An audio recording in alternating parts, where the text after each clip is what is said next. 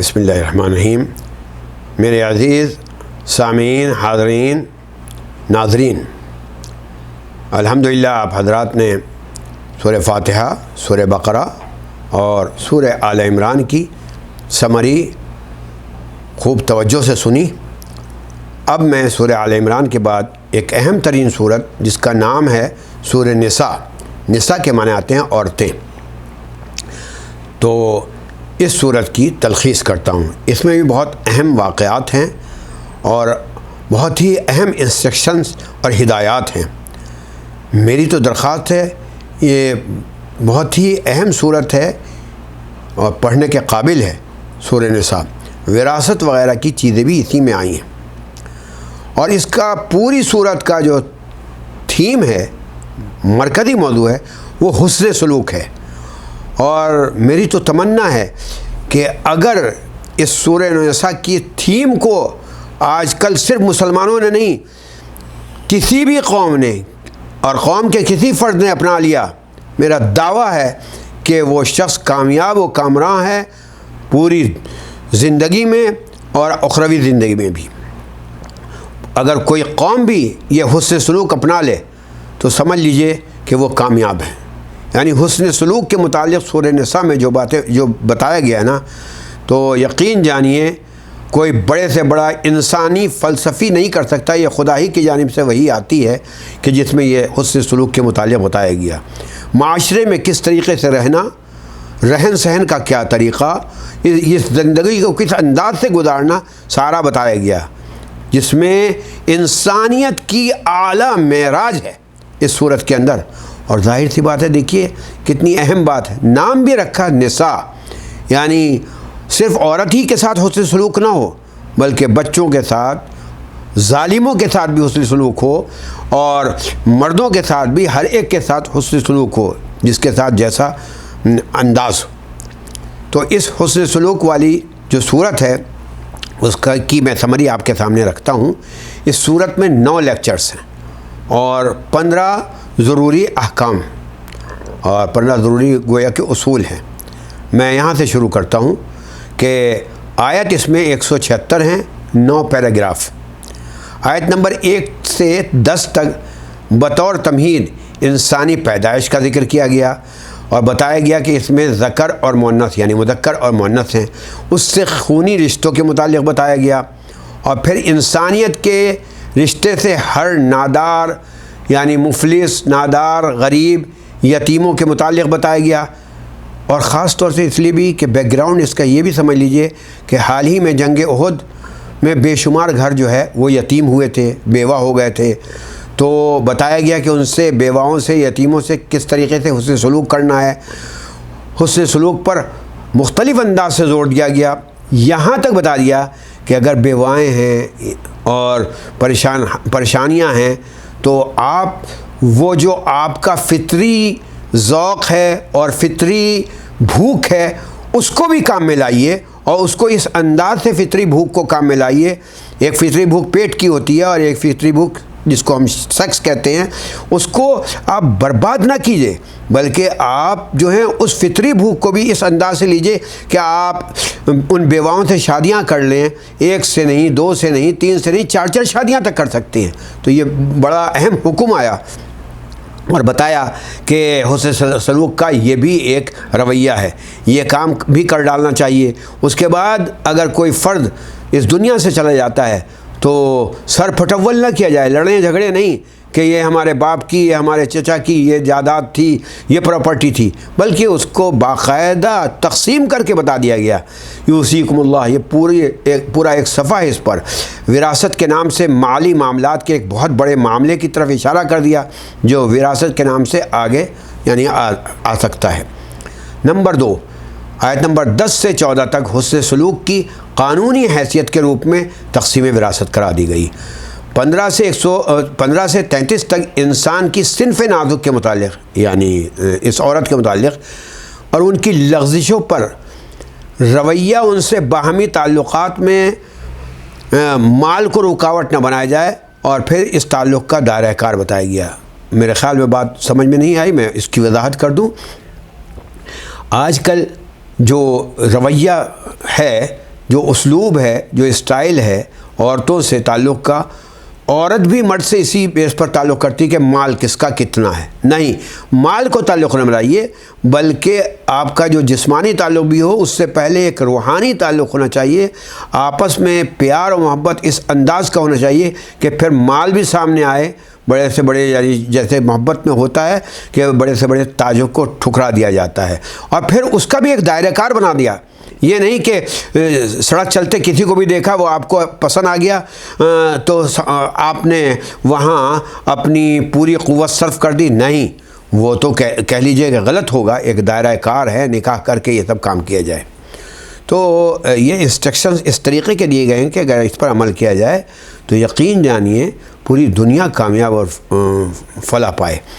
آیت نمبر 34 سے 35 میں بگڑے گھریلو ماحول کو بتایا گیا، ماحول کا معاملات کا حل بتایا گیا. عام طور پر صبح شام گھریلو معاملات میں، داخلی معاملات میں لڑائی جھگڑے ہوتے ہیں. بتایا کہ بھائی ایک اس میں حکم بنا لیجئے، ایک ریفری بنا لیجئے، ایک جو ثالث ہو آپ کی طرف کا بھی ان کی طرف کا بھی، اس کے بعد معاملات حل کرے، لیکن وہ مخلص ہوں، جو کہ حسن سلوک ہی کی ایک شاخ ہے. کیونکہ آج کل ثالث مخلص کم ہوتے ہیں، بلکہ اور لڑائی جھگڑا کرا دیتے ہیں. 35 سے 41 تک اللہ سے کیا حسن سلوک ہو اس کو متعلق بتایا گیا، اور پھر ترتیب دی گئی کہ اللہ کے بعد مخلوق سے جو چیز یعنی مال اس راہ میں رکاوٹ بنتی ہے، تو سب سے اہم بات یہ ہے کہ جو رکاوٹ بن رہی ہے اسی کو آپ خرچ کر دیں غریبوں کے اوپر. اس کو انفاق اللہ کی راہ میں خرچ کرنا کہتے ہیں. 42 سے 46 تک آیت جو ہے اس میں سن 5 ہجری میں جو غزوہ بنی مصطلق کے موقع پر اشارہ ہے، حسن سلوک اخلاق کی پاکیزگی کا نتیجہ ہے. تو حسن عبادت میں روحانی اور جسمانی پاکیزگی بھی ایک پروٹوکول ہے، یہ بتایا گیا. غزوہ بنی المصطلق ایک پورا غزوہ ہے، اور انشاءاللہ اس کی یعنی تفصیلی کلپس آپ لوگ سنیں گے. پھر یہ بھی بتایا گیا کہ اگر نجاست یعنی گندگی ظاہر ہو جائے اور پانی میسر نہ ہو تو کیا کیا جائے. یہ ایک انسٹرکشن دیا گیا، اس کا نام تیمم دیا گیا، اور اس سے بھی پاکیزگی حاصل کی جا سکتی ہے. آیت نمبر 46 سے 57 تک مدینہ سے یعنی سن 4 ہجری میں یعنی وہاں کی جو معاشرتی اور سماجی اور سیاسی معاملات تھے ان پر مختصر سا کمنٹمنٹس کیا گیا، تبصرہ کیا گیا. انہی میں سے ایک قبیلہ تھا، قبیلہ بنی نذیر. ان کا اخراج کرایا گیا، باہر نکالا گیا. اس کی تفصیل واقعات میں آ جائے گی انشاءاللہ. اس پاکیزگی کی ایک کڑی ہے کہ ان کا باہر نکالنا، گویا زمین کو بھی ایسے یہودیوں سے پاک کیا جائے. اس پر بھی اغیار جو ہیں بہت اعتراض کرتے ہیں کہ باہر نکال دیا، جلا وطن کر دیا. انشاءاللہ جو تفصیلی کلپس آئے گی اس میں بتاؤں گا کہ یہ سزا کیوں دی گئی ایسے سرکش لوگوں کو جو اللہ کے سرکش، اس کے رسول کے وعدہ خلاف ہیں. یہ خصوصی سزا نبی صلی اللہ علیہ وسلم کے ذریعے دی گئی، ہر شخص نہیں دے سکتا. کبھی ہماری حکومت ہو جائے تو ہم بھی کسی کو جلا وطن کر دیں، ایسا نہیں. ظالموں کے ساتھ حسن سلوک کا ایک طریقہ یہ بھی ہے کہ اس کے ظلم و عدوان کو بظور قوت روکا جائے. اور مجھے وہ حدیث یاد آتی ہے کہ ظالم کی بھی مدد کرو، مظلوم کی بھی. پوچھا ظالم کی کیسے مدد ہوگی؟ ظالم کی مدد تو ایسے ہوگی کہ قوت سے اس کے ظلم کو روکا جائے، اور مظلوم کی مدد یہ ہوگی کہ اس کا ساتھ دیا جائے، تعاون کیا جائے. تو اس مدافعت میں، اس ساتھ دینے میں اگر جناب پھر وہی جملہ آ رہا ہے کہ اگر قتال یعنی جہاد بھی کرنا پڑے تو ڈٹ جانا چاہیے. یہ نہیں کہ ہمارے ملک میں تو نہیں ہو رہا، ہماری قوم میں نہیں ہو رہا. آپ کے جو حلیف ہیں، جو آپ کے ساتھی ہیں، اگر ان کو بھی کوئی ستا رہا ہے تو آپ کا ساتھ دینا ان کے لیے ضروری ہے. ان حالات میں عبادت الہی کو بھی انجام دینا چاہیے. ایک غزوہ اور ہوا ہے، اس کی تفصیل انشاءاللہ واقعات میں آ جائے گی. اس کو کہتے ہیں غزوہ ذات الرقا. اس میں بتایا گیا کہ عبادت کس طریقے سے کی جاتی ہے. یعنی نماز کچھ ایک دستہ جو ہے نماز پڑھے گا، ایک دستہ جنگ کرے گا، وغیرہ وغیرہ. اور یہ بھی بتایا گیا کہ عبادت یعنی آدھی نماز اس طرح پڑھو اور اس طریقے سے ظالموں سے لڑتے بھی رہو.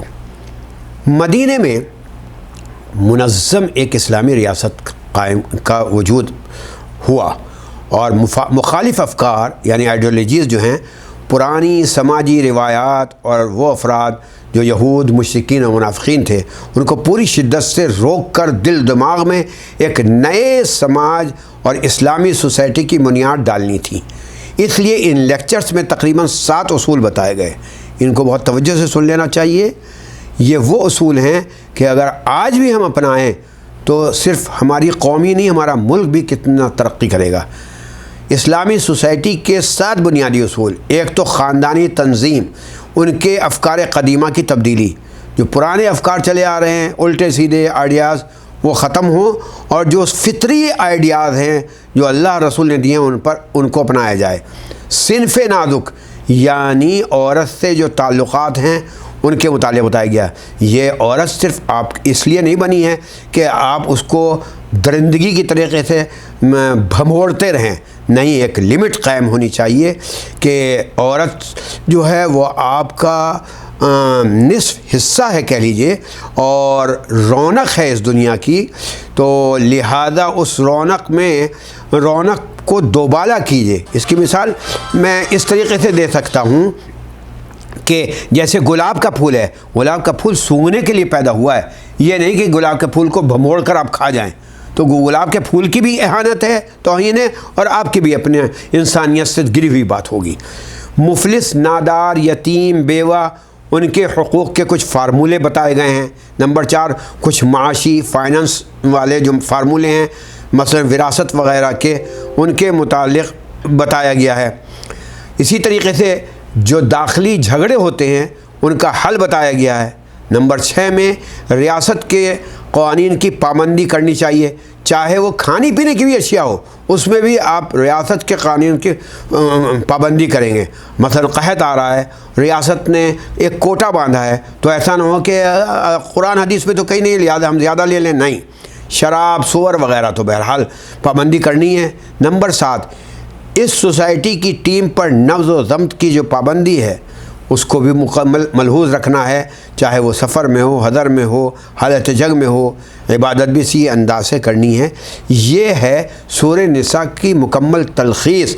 میں پھر بتا دوں کس طریقے سے کہ آئلی معاملات، خارجی معاملات کا اسلامی حل، اور منافقت والی جو معاملات ہیں، یہودیوں کی دشمنی وغیرہ، اس کا سد باب، اور جنگ احد اور غزوہ مستلق کے متعلق اس میں بتایا گیا ہے۔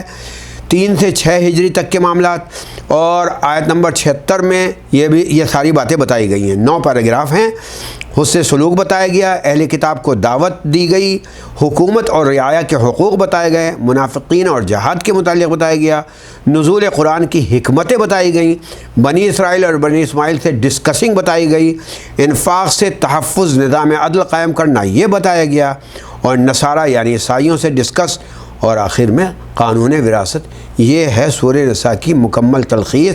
اگر توجہ سے سنیں گے اور توجہ سے بعد میں سورہ نساء آپ گھر میں بیٹھ کر پڑھیں گے تو انشاءاللہ بہت سے روشن باب آپ کے سامنے آئیں گے اور ذہن بالکل کھل جائے گا۔ وجزاکم اللہ خیرہ۔